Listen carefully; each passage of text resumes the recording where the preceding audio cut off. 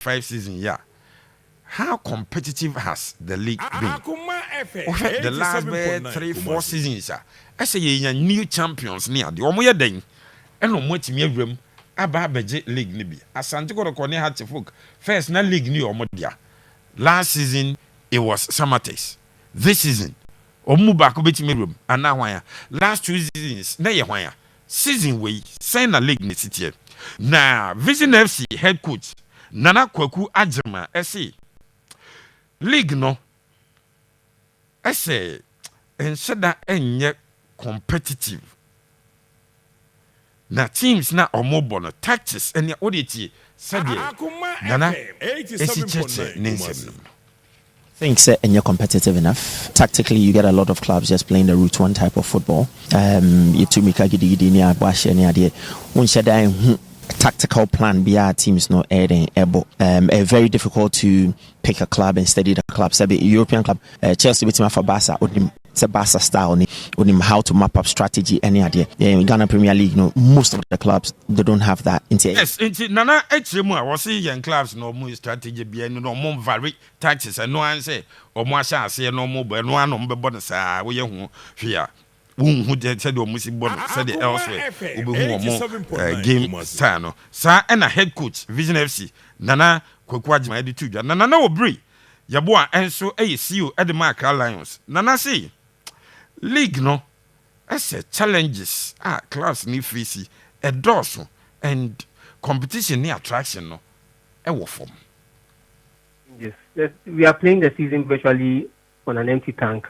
There's nothing coming in. Fans are not coming. Why are fans not coming? What are they going to see when they come for games? We don't have the star. There's not the star. The star players are not there. There's no pool.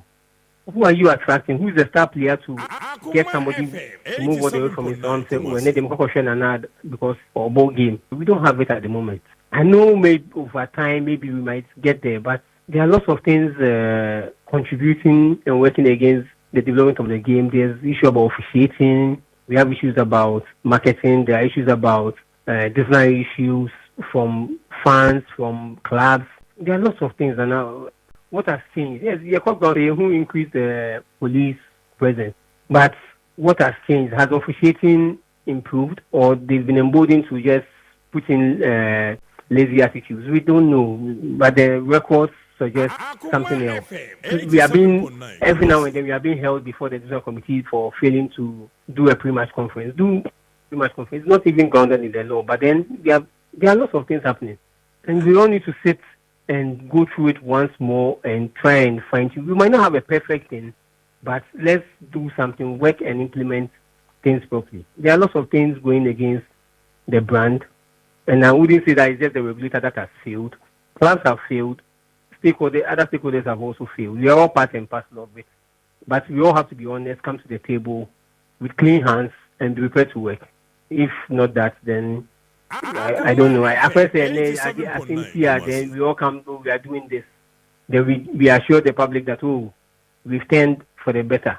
But 2-3 weeks, we are back to square one.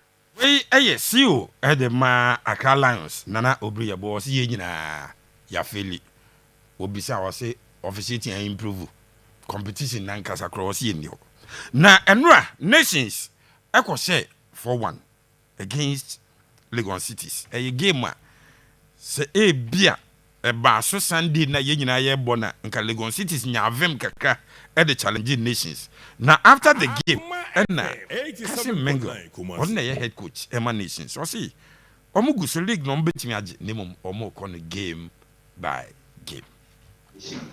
How would you rate the performance of your boys today? I would say it wasn't bad, but not to my satisfaction. Especially in the first half, we wasted a lot of chances. I don't blame them. The way the competition is in the game, they want to score early, ready to take the lead.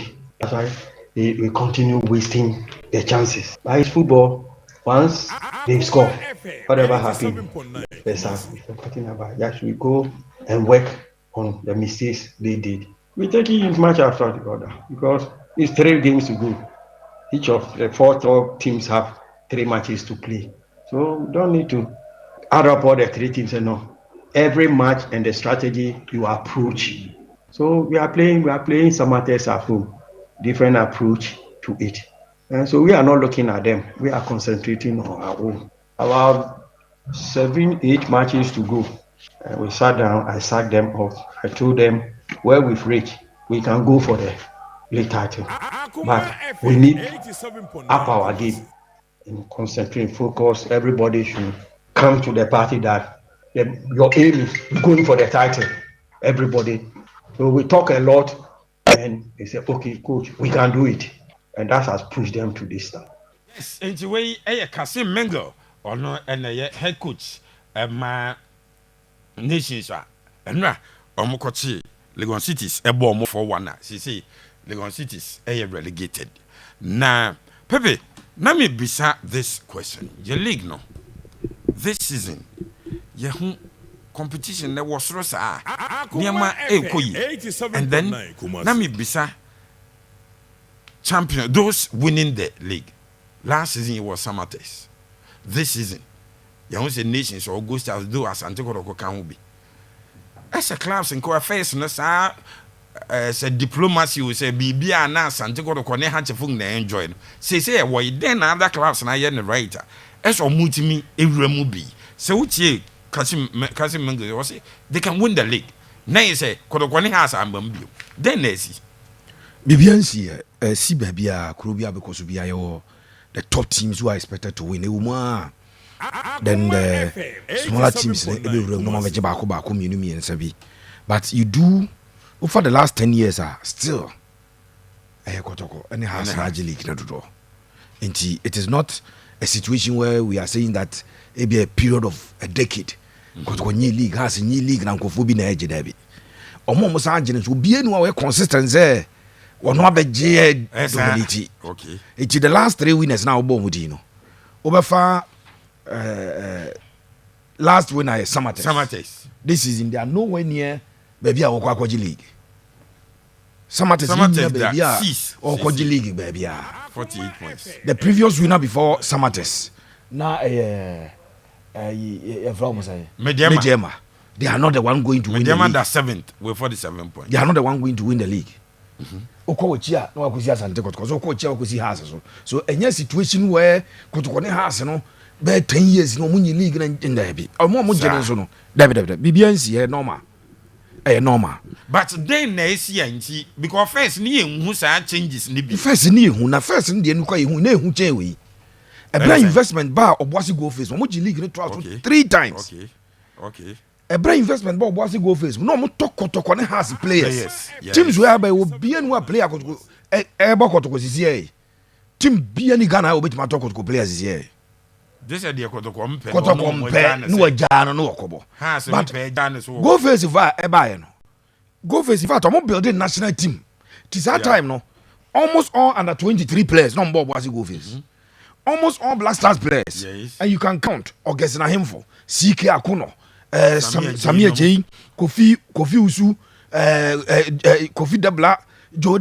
obi a onimbo no ball Ghana bia no bobo oboase and omuji league na to aso miensa that was omo break the dominance of Kotoko and Hasselhoff but se wo mu ana beje ba ko a break obi a dominance. So for instance bring me back the I didn't know the two na yenye ho adwuma enti eche for monso ne wa akoma 87.9 FM on Facebook be radio clans no major leagues and that so since the year 2000 you from 2000 okay Hasselhoff Kotoko Hasselhoff on 5 now also running now obi am ewura yes no about Kotoko Hasselhoff and Adriana Stars ebi ewura yes 2010 it's out of 10 years one outsider okay na brekum Chelsea beje ba ko na ba Kotoko 3 twice then yenya a different winner in Ashgood yes Bashir for Ashgood ebeje na ye ba Wow Stars you know Sadepa e the Wow Stars ba beje and na ye Adriana Stars yes eje almost second league title na has ba na Kotoko ba he and na me de ma ba enti It is and Samatex. And this time, it is possible it could be nations. This time it could be long, 3 seasons. But she said 3 seasons. Kotoko has a new league now. And you won't even draw. Also, draw graph. Unya graph that is pointing to a picture. Say, because if you take since 2000, now check it out. Imagine now check it outsiders. And the fact that the outsiders, omunya consistency wa gin aduana agiminu within that period no. Obuasi Asante go daje baako. Midie ma aje baako. Samates aje baako. You cannot draw a graph and say any 2 teams in influence and above from today be am catch enko for omunya sa point and say enya factual wo emotional analysis. If you want to be factual, this is the fact. Fact is say you call 10 years e Ghana 10 good years. Na ayo mumie no kosi say aduana stars beje baako 2009. Na brekum Chelsea aje baako. Na Kotoko beje me ensa to aso. But even in their moment where we say, and all of us agree, say, Kotoko and Hearts are not in their best moment. Even in that time, they are not being dominated by any club that will be dominated. Pepe Suarez, Mami, though they are not as down as it seems. But then the clubs in Kotoko Moye ni and into a muti remwa wow stars me be rembi. Adriana stars from Division 1. Ebe J League na say ya yahu as good. Yahu Mediema, Yahu Samatex, Bia. This is your best different club. So, any club can be an IBB. The moment that a Bible League has Kotoko has annual money. You win the Bundesliga when by many fails. Okay. It is not because why you be because baby why. Untimi had about Liverpool's year last season. So, if anything to go by, I say some dominated by the next 5 years it was. Bayern Munich will come back because they failed 1 season. So teams in Spain, St. Madrid and also Barcelona are in Liga. And now let go Madrid na bibi hu be 2 teams in a failing. And the unfortunate thing umpo ye be come so America teams in Ketwana na nyadwene nya problems of na nyadwene because me no mo nyadwene. But the reason why Kotoko has any league team Ketwa be ba any team Ketwa na bibia o ye ni. Kotoko has o ma nya omo ni o ma yie. And be mo bia ba be league ni bi. If you go to Spain, in fact, today, the reason Liverpool won the league is not because Liverpool be more than the last 2 seasons. The fact remains points that Liverpool did this second the league. So we can say that Man City are in the Liverpool league. City are failing. They failed woefully, and we know that City failed woefully. Sabana for Liverpool, it was 5 years. That Liverpool be failure why we will look at why Liverpool did not win rather than why somebody won. And the fact of the matter is Asante Kotoko at folk. Anytime they fail, one club will come in. Okay. But of course, club you need a certain level of consistency. Na odi abe ababeje. Yeah, consistency ni bi. Meba nti league no. Sa wo hwe kwa Asante for so G League na. Last season. Because everybody else did not perform because untimi mo league. Now performance of the G League, so Kabir, if you can put last season league table on the page for us. Okay. Samatex had 61 points in the G League. Wow. Olusu 11 games. And you win a performance. And a performance of a champion. They lost 11 games. They drew 4 games. They won 19. When is that 19 games? 11 games. Yeah. Wow. Olusu 11. No, a champion. Champion. Onya 61 points. In a league that we played 34 games. Number of points here 102. The winner has 61 or drop it 41 points. And your performance when was that this season? Do we win the league? No, 61 Onya. We projected Ebio Benyabro. Ebio Benyabro. I likely say nations which we Enya okay.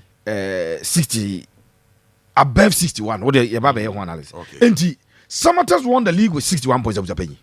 From possible 102. From possible 102. What in percentage? Wow, next one message 41 points. 59.8. When you be who are Yababa Transabay say, Tim no obeji no. Why you be benjao? Why you be benjao? But in that season, both Kotoko and Hearts failed. Kotoko decided say or the Nana Benyi any somewhere abodo yana me refi ni na somewhere Kotoko fano from Kotoko fano from Swafakatano. Now Kotoko the idea was that okay, yan hwese bia betime de san kra ni bi aye bibia. So let's try. Some moment you know. Hearts of folk so bakaya. Efeli woefully across the folk. Yeah. Now the failure of Hearts of folk was dangerous and woeful of Japan. But the fact of the matter is so now analysis here with Japan. So the winner of the 2023-2024 season Last season. 58.9%. We performance of Japan. And 61 divided by 102. 59.8%. 59.8%. And 60%. And what are you champion? Wow. Season we. Yeah, can say. So Kabiru Uba Brefa, this is a league table, no bra. Ni enya dwuma ni gira. So ba class. Na said the oya ade pa The whole school. No. The best student, overall best student, no. When you're 60%. It's a 59.8%. 8%. Or your overall best student. It tells you the level of sa class, no ne students the level, no. Elsewhere, obi be twa 98 abusapanyi we ni first. 98 o. Yes. We ni first. So one train now your parent now you report ba na won tiase you only look at position and say oh na me ba na anya de because ebi omo ye 25 in class and now ba na edi 20th but oba na average marks near 85. Yes. You must be happy. Sure. School back no obi ba the first ono the first in the average marks no 65 ono the first oba na average marks 85 what did 20th out of 25. You are not supposed to be angry. Nice. Nye position. Sa kwadano control exams performance. so control external exams do nya sa obenya 1 adi akọ school bi opeso ko bia e ho na say odu ani ehwe etem Japan you this season nations as we speak one more points ni 50 Kabiru adi bi na kata adi so but Nations so 57. so aka 3 games Na go start so 56. 3 games you know nations are at least assured to have 6. It will be 63. Okay. Now nations at the 2 points aka last season there no. It will still not be enough to say performance no was through bebrebe. No correct. Go and check the season that Kotoko won the league. Financial man under Prosper Ogun. Kotoko Edgy League no. Kotoko nearly had 70 points. Obunya 67. So you check in terms of percentage. Ubo say na Kotoko the no dey no. I was no kran ye. We sat and said, for Kotoko, the standard must be 70 and above. Yes. What is 70 and above? Edgy League. You know? Sure. So Kotoko dropped, Kotoko the Echo 67, Edgy League, and a drop in will be the 61, Ebeje. In the last 4 winners of the league, Kotoko Nenya, the highest number of points. Wow. Has in 61. 61, that's Mekaya na some body. Now Kotoko 67, and about 61. Mediama di 60. 60 J. Now we buy 61. And now we possibly bet Mako 63. I grow Pepe say in class and performance for more. But No wonder see a quote. But nan say you Africans right so mo But Abusia sada no factors no adoso. Enti the points build up no. Achira wo ye nyina ya ho de no obi nche da mmuru obi so ye nya eti onya de bebrebe sa. Okay. Wo no wa ho de because we drop points they we drop bi na ye nyina ye ne namu. But go and check Bashir Force Asante Kotoko winning the league. Sa team no a team a wa prepare no one obi anim say a team a pabne. Check the number of points about Bashir for the LG League Ghana. Till date me sure say in the last 20 years obi anim wa amiti sa number of points no. Ko check points na says Jones atugo few. LG League na has folk. So during that time na Kotoko etiminya points party say Pep ne club agrona no omudio Premier League. Yes. Kotoko timinya papa has were all going to win because has enya points ndo do at the chain Kotoko. No matter omu no gina baby pa. So the point is that yes yenya other teams in the omuji league no. But I will tell you sir the moment abeti league way nations are general because Kotoko has anyo money. We a nation supporter man how that is what it is. What is your about German Bundesliga? We Wolfsburg abeje, Bayer Leverkusen akwaje, Dortmund aje obi agye because Bayern Munich failed to do things right. Bayern anya ne nyoma yi. They will just go back, reorganize. So last season what they did, Ombefa Michael Olise. No ma fawe no ma fixe nyoma mienu miensa bi. No. Na Bayern Munich asaba. Yeah, cuz there's so much Bundesliga. And that is what you expect. Say, the big club will always come back to win because they are expected to win. Okay. The reason in terms of budgetary strength, sika omuwo, echitafo omuwo, bibia, omo makana ento omo.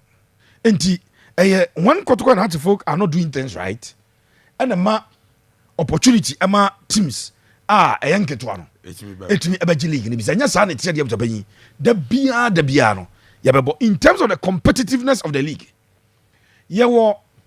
every competition be abujabanyi on a level enti this season league esan sa aka 3 matches yenya won winner you can say competitive okay but competitive at what level etiefo ntedi ba yes Sanka baby ayadri e bia Kotoko e wo 83 points. And no more makani nyina nti yamfa Premier League ni English Premier League. Liverpool dey no mo ye. Liverpool. Na say if so mo giwe points say o mo emfa bi kura meka ho. Na no ya. But you can still check baby Liverpool e de the points ni ko gina. No one baby Arsenal. Would that be enough to say the Premier League is competitive because the defense was team, but also La Liga na ebeka 2 matches in ano na zi ehu de waje oko ili crowd ya ye ka say 1 point difference it no competitive Premier League na the answer is no. Yes. No acquire Brighton the Liverpool champions. The answer is no.